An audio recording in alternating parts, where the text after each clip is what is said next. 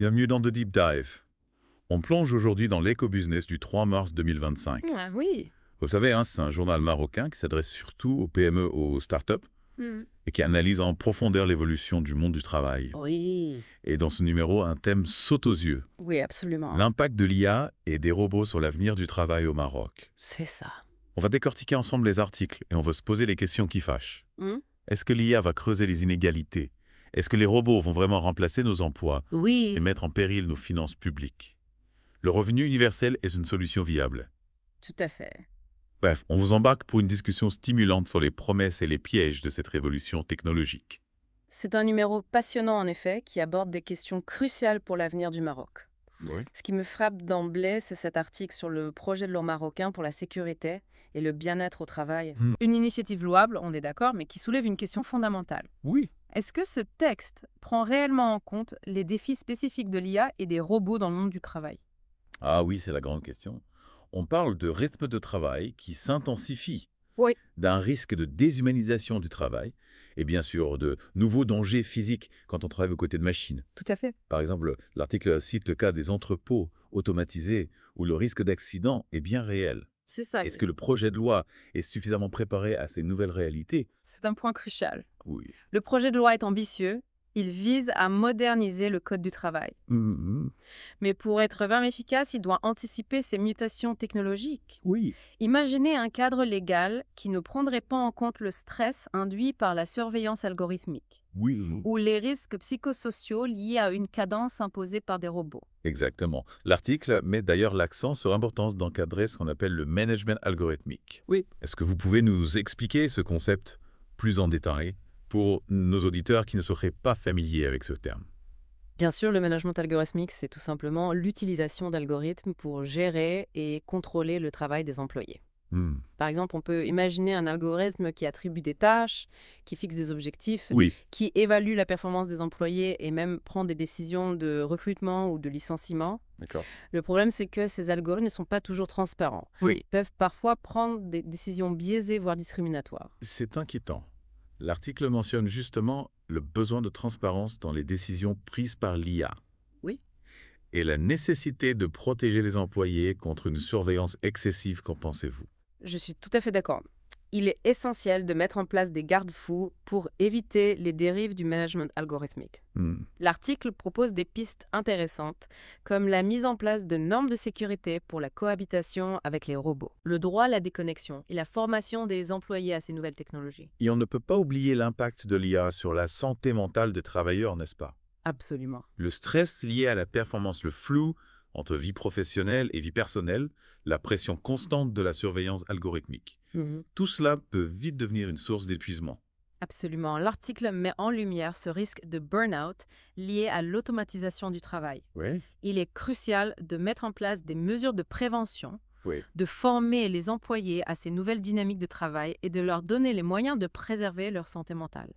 Passons maintenant à un autre sujet brûlant, l'utilisation de l'IA dans le recrutement. Oui. L'article souligne l'attrait de l'IA pour les entreprises.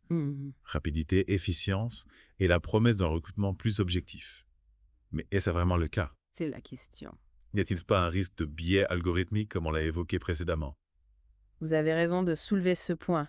Et l'IA, c'est un outil puissant, mais elle n'est pas infaillible. Non. Si l'algorithme est entraîné sur des données biaisées, Oui. il va reproduire et amplifier ces biais.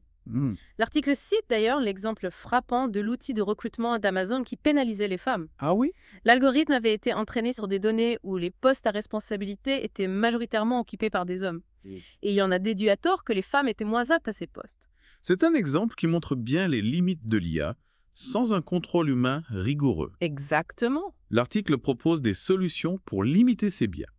Diversifier les bases de données, auditer les algorithmes et surtout garder un œil humain sur tout le processus de recrutement. Oui. Qu'en pensez-vous? Est-ce suffisant pour garantir un recrutement juste et équitable? Ce sont des mesures importantes, mais il faut aller plus loin. Oui. Il faut sensibiliser les entreprises aux risques de biais algorithmiques, les former à l'utilisation responsable de l'IA et mettre en place un cadre légal qui protège les candidats contre la discrimination. Et on en arrive à la question qui fâche. Oui. L'impact de l'IA sur les salaires. Va-t-elle tirer les salaires vers le haut, grâce à une meilleure productivité. C'est la question. Ou va-t-elle creuser les inégalités en automatisant les emplois les moins qualifiés? Oui. L'article semble assez pessimiste sur ce point. L'article met en avant le concept de polarisation du marché du travail. Oui. L'IA va créer des emplois très qualifiés, bien rémunérés, dans des secteurs comme la data science, la robotique, etc. Oui. Mais en parallèle, elle va automatiser de nombreux emplois peu qualifiés Oui. dans l'industrie, la logistique, etc. Cela risque d'accroître les inégalités et de créer une fracture sociale entre ceux qui profitent de la révolution technologique Oui. et ceux qui en sont les victimes. C'est un scénario inquiétant. Oui. L'article propose des solutions pour atténuer ce risque. Comme des programmes de formation pour aider les travailleurs à s'adapter aux nouveaux métiers. Oui. Une redistribution des gains de l'IA pour financer des programmes sociaux. Mhm. Et même l'idée du revenu universel. Tout à fait. Est-ce que vous pensez que ces solutions sont réalistes? Ce sont des pistes intéressantes, mais qui soulèvent de nombreuses questions. Oui. Comment financer ces programmes? Ouais. Comment s'assurer que la redistribution soit équitable? Comment garantir que le revenu universel ne crée pas de nouveaux problèmes? Oui, le débat est loin d'être clos. Justement, parlons un peu plus en détail de l'impact de l'IA sur les PME. Oui. Est-ce que les petites entreprises marocaines pourront suivre le rythme face aux géants de la tech qui investissent massivement dans l'IA? C'est une bonne question. L'article semble assez pessimiste sur ce point. L'article souligne la fracture numérique qui risque de se creuser entre les grandes entreprises et les PME. Les grandes entreprises ont un avantage considérable. Elles ont les ressources financières pour investir dans l'IA. Oui. Elles ont accès à des masses de données pour entraîner leurs algorithmes. Et elles ont les compétences techniques en interne. D'accord. Les PME, elles risquent de se retrouver à la traîne, de perdre des parts de marché et de devenir dépendantes des géants du numérique.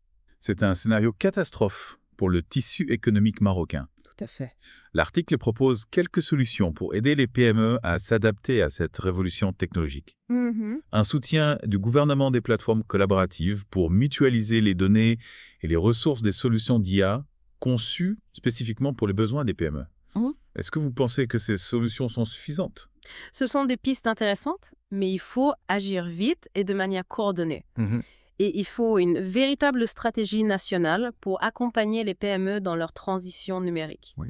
Les aider à acquérir les compétences nécessaires Oui. et leur donner accès à des solutions d'IA abordables et adaptées à leurs besoins. Un autre point qui m'a interpellé dans l'article, c'est le silence des syndicats face à ces changements. Oui. Pourquoi cette absence de débat sur l'impact de l'IA sur l'emploi? Est-ce que les syndicats sont dépassés par ces questions technologiques? C'est une question pertinente. Ouais. L'article avance plusieurs hypothèses. D'accord. Peut-être que les syndicats sont focalisés sur des problématiques plus traditionnelles comme les salaires ou les conditions de travail. Peut-être qu'ils manquent d'expertise sur l'IA et ses implications. Oui. Ou peut-être qu'ils n'ont pas assez de poids pour influencer les décisions économiques. Ce silence est inquiétant. Oui, je suis d'accord. Si les syndicats ne s'emparent pas du sujet, les travailleurs risquent de se retrouver exclus des décisions qui façonneront leur avenir. Tout à fait. On risque de voir une augmentation des inégalités, une précarisation des emplois. Ce serait un retour en arrière. Je suis d'accord. Il est crucial que les syndicats s'engagent dans le débat sur l'IA qu'ils se forment, sur ces questions, et qu'ils défendent les intérêts des travailleurs face à cette révolution technologique. Parlons maintenant d'un sujet qui fait couler beaucoup d'encre. Oui. L'impact des robots sur les finances publiques. L'article parle d'un paradoxe. Oui, Plus les robots remplacent les travailleurs, moins il y a de recettes fiscales. c'est ça. Comment financer nos services publics, nos retraites, nos systèmes de santé, Oui, si les robots prennent tous les emplois? c'est le serpent qui se mord la queue. Oui, c'est ça. Si les robots prennent les emplois, qui va payer les impôts pour financer l'État-providence? C'est la grande question. C'est une question qui taraude les économistes du monde entier. Oui. L'article évoque une solution radicale. Oui. Taxer les robots, qu'en pensez-vous? Taxer les robots. Ouh, C'est une idée qui fait débat. oui. L'article présente plusieurs modèles de taxation. Hmm. Taxer l'utilisation des robots, taxer les gains de productivité liés à l'automatisation. Oui. Chaque modèle a ses avantages et ses inconvénients. En effet, d'un côté, taxer les robots permettrait de financer le modèle social, de réguler l'automatisation et de rééquilibrer les inégalités. Ouais. De l'autre côté, cela risque de freiner l'innovation et de faire fuir les investissements. Oui. C'est un dilemme complexe. Oui. Il faut trouver un équilibre entre progrès technologique et justice sociale. Et ça nécessite une réflexion collective au niveau national et international. Et on en arrive à une solution encore plus radicale, voire utopique, le revenu universel. Oui. Est-ce que c'est de la science-fiction ou l'avenir de la protection sociale? L'article présente le revenu universel comme une réponse à la disruption du marché du travail par l'IA. L'idée, c'est de verser à chaque citoyen un revenu de base, Oui. sans condition de ressources ni obligation de travailler. D'accord. L'objectif est de garantir à chacun un niveau de vie décent, même si son emploi est automatisé. Ça semble utopique, Oui. mais l'article met en avant des arguments intéressants. Protéger les travailleurs de la précarité, soutenir la consommation, favoriser l'innovation. Oui. Est-ce que le revenu universel est vraiment une solution miracle ou est-ce juste un mirage au sang? Le revenu universel est une idée qui suscite beaucoup d'espoir, mais aussi beaucoup de scepticisme. Le principal obstacle, c'est le coût. Oui, bien sûr. Comment financer un tel programme? C'est la question. L'article évoque plusieurs pistes, la fameuse taxe sur les robots, la simplification des aides sociales, la redistribution des gains de l'IA. Mais ces solutions sont complexes à mettre en place et soulèvent de nombreuses questions. Oui. Le revenu universel, c'est une idée qui fait son chemin. Il faudra voir si elle se concrétise dans les années à venir. On a couvert beaucoup de terrain aujourd'hui l'IA, et les robots posent des défis considérables au monde du travail, mais ils ouvrent aussi des opportunités. Tout à fait. C'est une révolution qui nous oblige à repenser notre modèle économique, notre modèle social et même notre rapport au travail. C'est à nous de faire les bons choix, Oui. de réguler l'innovation. Et de veiller à ce que cette transition soit juste et inclusive. Avant de conclure cette première partie, j'aimerais vous poser une question. Face à la vitesse à laquelle l'IA se développe, quelles compétences seront les plus précieuses pour les travailleurs dans les années à venir? C'est une excellente question. Comment se préparer à cette révolution technologique, Vieta? C'est une question à laquelle on va essayer de répondre dans la deuxième partie. Exactement, restez avec nous. Et on revient à notre deep dive dans l'éco-business. Vous avez raison, les compétences humaines seront plus que jamais cruciales dans le monde de demain. L'article met en lumière un secteur en pleine mutation, celui du matériel médical, où l'IA joue un rôle de plus en plus important. Ah oui, c'est vrai. L'article parle d'une véritable révolution dans le secteur du matériel médical grâce à l'IA. On peut imaginer des diagnostics plus précis, des traitements personnalisés, une meilleure prévention des maladies. Mais cette révolution technologique soulève aussi des questions d'accès aux soins et de disparité entre les entreprises. Exactement. On retrouve cette fracture numérique dont on parlait tout à l'heure entre les grandes entreprises et les PME. L'article cite l'exemple des multinationales du matériel médical qui développent des outils d'IA très avancés basés sur d'énormes bases de données de patients. Oui. Elles ont les moyens financiers, l'accès aux données, les compétences techniques. Et les PME marocaines du secteur, elles risquent de se retrouver dépassées, de ne pas pouvoir suivre le rythme de l'innovation. C'est ça. C'est inquiétant, car ces PME jouent un rôle crucial dans l'économie du pays. L'article souligne les difficultés auxquelles sont confrontées ces PME, le coût des technologies d'IA, le manque de compétences internes, la difficulté d'accès aux données de santé. C'est un véritable cercle vicieux. Sans IA, ces PME risquent de perdre en compétitivité, de devenir dépendantes des grandes entreprises, voire de disparaître. Tout à fait. L'article évoque des solutions pour aider ces PME à intégrer l'IA des plateformes collaboratives pour mutualiser les données des aides financières pour l'acquisition de technologies, des programmes de formation pour les employés. Ce sont des pistes intéressantes, mais il faut aller plus loin. D'accord? Il faut une véritable politique nationale pour soutenir l'innovation dans le secteur du matériel médical, encourager les collaborations entre les PME et les startups spécialisées en IA, Oui. et faciliter l'accès aux données de santé tout en respectant la confidentialité des patients. D'accord. L'article nous met aussi en garde contre un autre risque lié à l'IA, l'impact sur la santé mentale des travailleurs.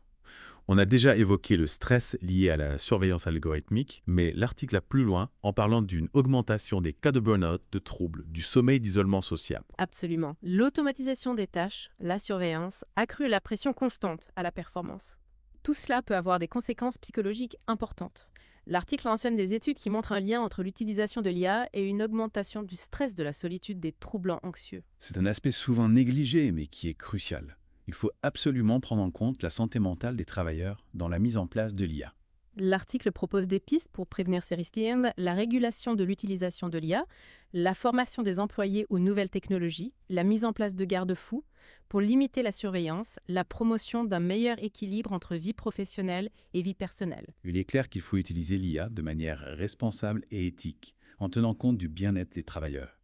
On ne peut pas sacrifier la santé mentale des employés sur l'autel du progrès technologique. Tout à fait, l'IA doit être au service de l'humain et non l'inverse. Revenons maintenant à une solution qui divise le revenu universel. L'article le présente comme une solution face à la disparition potentielle d'emplois due à l'IA. Est-ce que le revenu universel est une utopie ou est-ce une solution d'avenir? Le revenu universel, c'est une idée qui fait son chemin mais qui reste très controversée.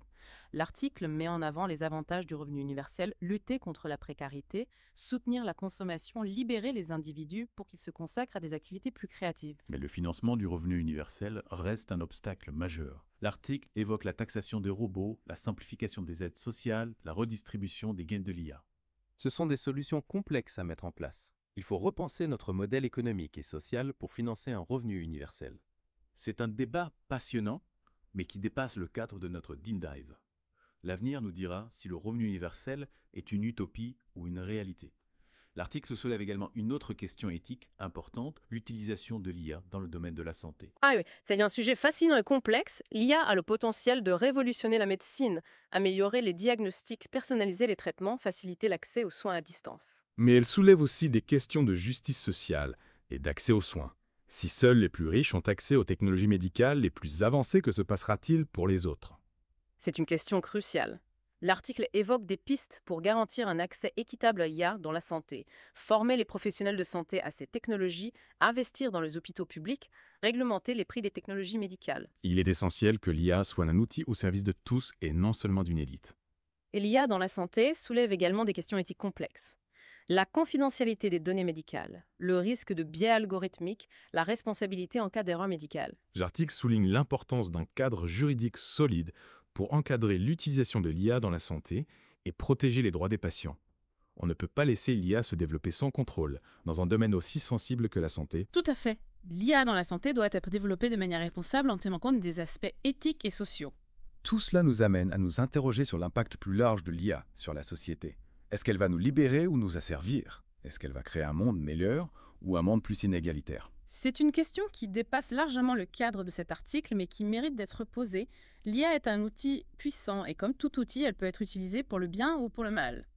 C'est à nous en tant que société de faire les bons choix, de définir les limites, de garantir que l'IA soit au service de l'humanité. L'article nous met face à une réalité et l'IA est là pour rester appui, de décider quel avenir nous voulons construire avec elle. Et pour mieux comprendre ces enjeux, l'article nous propose l'éclairage de plusieurs experts. Prenons l'exemple de Saad Fawzi, un expert reconnu en transformation digitale et en innovation technologique. Ah oui, Saad Fawzi. Il nous livre une analyse très pertinente sur l'impact de l'IA sur la santé mentale des travailleurs. Dans son analyse, il met en avant un aspect crucial. L'IA ne fait pas disparaître la charge mentale, elle la transforme. Exactement. Il explique que l'automatisation de certaines tâches peut entraîner une intensification du rythme de travail, une surveillance accrue, une pression constante à la performance. Il souligne aussi le risque de désengagement des travailleurs face à des tâches de plus en plus automatisées et la perte de contrôle sur leur propre travail. Ce sont des points importants. Saad Fawzi alerte sur les risques de stress chronique, de burn-out, de troubles du sommeil. Il ne faut pas sous-estimer l'impact psychologique de l'IA sur les travailleurs. Saad Fawzi appelle à une utilisation responsable de l'IA en mettant l'accent sur la formation des employés, la régulation de la surveillance et la préservation de l'autonomie des travailleurs. Il faut que l'IA soit un outil au service du bien-être des travailleurs, pas un facteur de stress supplémentaire. C'est un message important. Il faut que les entreprises, les gouvernements, les syndicats prennent conscience de ces enjeux et agissent en conséquence. L'article nous donne également la parole à une autre experte, Sana Edhi, docteur en physiopathologie et génétique. Ah oui, Sana Edhi. Elle nous apporte un éclairage scientifique sur l'impact de l'IA sur le cerveau et la santé mentale. Elle explique que l'exposition constante à un environnement de travail dominé par l'IA peut entraîner une production excessive de cortisol, l'hormone du stress.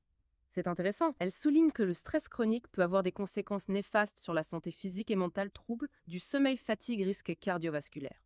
Elle met aussi en avant l'impact de l'IA sur la dopamine, l'hormone du plaisir et de la motivation. L'automatisation de certaines tâches peut entraîner une diminution de la dopamine et donc une perte de motivation et d'engagement des travailleurs. C'est un aspect souvent méconnu, mais crucial. Il faut que l'IA soit conçue de manière à préserver la motivation et l'engagement des travailleurs. Sana Adili insiste sur l'importance de la formation des travailleurs à l'utilisation de l'IA et de la mise en place de garde-fous pour limiter la surveillance et préserver l'autonomie. C'est un message qui fait écho à celui de Saad Fawzi. Il faut que l'IA soit au service de l'humain, pas l'inverse. Et l'article nous propose également l'analyse d'Abdelghani. El Arras, un autre expert qui nous livre une vision globale des enjeux et des solutions liées à l'IA et l'avenir du travail. Ah oui, Abdelghani, El Arras. Il aborde un large éventail de sujets, la discrimination à l'embauche, la charge mentale au travail, l'évolution des salaires, l'accès des PME à l'IA. Il souligne la nécessité d'un cadre réglementaire clair pour encadrer l'utilisation de l'IA dans le monde du travail et protéger les droits des travailleurs. Il appelle aussi à un dialogue social renforcé entre les syndicats, les employeurs et les gouvernements pour anticiper les transformations du travail et trouver des solutions collectives. Abdelghani El Arras met l'accent sur l'importance de l'investissement dans la formation et la requalification des travailleurs pour les préparer aux métiers de demain. Il faut que l'IA soit une opportunité pour tous, pas une source d'exclusion et de précarité. Il propose des solutions concrètes pour démocratiser l'accès à l'IA pour les PME, comme le développement de solutions accessibles, la création de programmes d'accompagnement et la facilitation des collaborations entre PME et startups spécialisées en IA. C'est une vision très pragmatique. Il faut que l'IA soit un levier de croissance et d'innovation pour toutes les entreprises, pas seulement pour les grandes. Abdelghani El Arras plaide pour une IA éthique et inclusive qui soit au service du bien commun. Et nous rappelle que l'avenir du travail n'est pas dicté par la technologie, mais par les choix que nous faisons aujourd'hui. C'est un message fort. L'IA est un outil puissant, mais c'est à nous de décider comment nous l'utilisons. Et pour conclure son analyse, Abdelghani, El Arras nous lance un appel à l'action. Oui, il nous invite à construire une IA éthique et inclusive en mettant en place un cadre réglementaire clair, un dialogue social renforcé, une stratégie nationale pour l'IA et l'emploi. Il nous encourage à agir maintenant pour éviter les conséquences négatives de l'IA, le chômage technologique, l'accroissement des inégalités, la perte de contrôle des travailleurs. Il nous rappelle que l'IA peut être un levier de progrès d'innovation et d'amélioration des conditions de travail. Mais seulement si nous faisons les bons choix, si nous l'encadrons, si nous la mettons au service de l'humanité. C'est une conclusion inspirante. L'IA est un défi, mais c'est aussi une opportunité à nous de la saisir. On a couvert beaucoup de terrain dans cette deuxième partie. L'IA et les robots transforment le monde du travail, la médecine, la société. Les enjeux sont énormes. Il est crucial de comprendre ces enjeux, de débattre, de réfléchir ensemble aux solutions. L'avenir de notre société est en jeu. Avant de passer à la dernière partie, je vous pose une question. Face à l'automatisation croissante, quel rôle l'humain jouera-t-il dans le monde du travail de demain? C'est une question fondamentale. On en parlera dans la troisième et dernière partie de notre Deep Dive. Ne manquez pas la suite. Et nous revoilà pour la dernière partie de notre Deep Dive dans l'éco-business. On a beaucoup parlé des défis, des risques, mais il est temps d'explorer les opportunités, de se demander quel rôle l'humain jouera dans ce monde du travail en pleine transformation. Exactement. Juste avant la pause, on se demandait quel serait l'impact de l'automatisation croissante sur nos emplois, nos compétences. L'article ne donne pas de réponse toute faite, mais propose des pistes de réflexion intéressantes. L'article met en avant l'importance des compétences spécifiquement humaines, celles que les robots, même les plus sophistiqués, ne peuvent pas reproduire. La créativité, l'esprit critique, l'intelligence émotionnelle, la capacité à résoudre des problèmes complexes, à s'adapter à des situations nouvelles. Tout cela deviendra encore plus précieux dans un monde où les machines automatisent les tâches répétitives. D'accord. Donc l'avenir appartiendrait à ceux qui savent allier expertise technique et compétences humaines. Ceux qui peuvent non seulement utiliser les machines, mais aussi les comprendre, les améliorer, les adapter à des besoins spécifiques. Absolument. Il faudrait être capable de collaborer avec les machines, de les utiliser à bon escient, tout en cultivant sa créativité, son esprit critique, sa capacité à apprendre et à évoluer. L'article prend l'exemple des data scientists qui doivent non seulement maîtriser les algorithmes, mais aussi savoir interpréter les données, en tirer des conclusions pertinentes et les communiquer de manière claire et convaincante. Ce qui est intéressant, c'est que l'article ne présente pas l'IA comme une ennemie, une menace pour l'emploi, mais plutôt comme un outil qui peut libérer l'humain des tâches les plus pénibles, les plus répétitives, les plus dangereuses. Tout à fait. Imaginez un monde où les robots s'occupent des tâches les plus ingrates dans les usines, les hôpitaux, les chantiers. Cela permettrait aux travailleurs de se concentrer sur des activités à plus forte valeur ajoutée, plus créatives, plus stimulantes intellectuellement et potentiellement moins dangereuses. L'article cite justement l'exemple de la médecine. L'IA pourrait aider à diagnostiquer des maladies plus rapidement, à personnaliser les traitements, à assister les chirurgiens pendant les opérations, libérant ainsi du temps pour les médecins, pour qu'ils puissent se consacrer à l'écoute, au dialogue avec les patients, à la recherche. C'est une vision positive de l'IA, une vision où la technologie est au service de l'humain, où elle l'aide à accomplir son travail plus efficacement, à se concentrer sur ce qu'il fait de mieux. L'article va même plus loin en évoquant l'idée d'un nouveau contrat social rendu possible par l'IA. Un nouveau contrat social. Qu'est-ce que cela signifie concrètement? L'idée, c'est que l'IA, en augmentant la productivité, pourrait générer suffisamment de richesses pour permettre une réduction du temps de travail, un meilleur partage des richesses, une meilleure protection sociale. Ce qu'on appelle parfois l'économie de l'abondance. Un monde où l'on travaillerait moins, où l'on aurait plus de temps libre pour se consacrer à sa famille, à ses passions, à des projets personnels.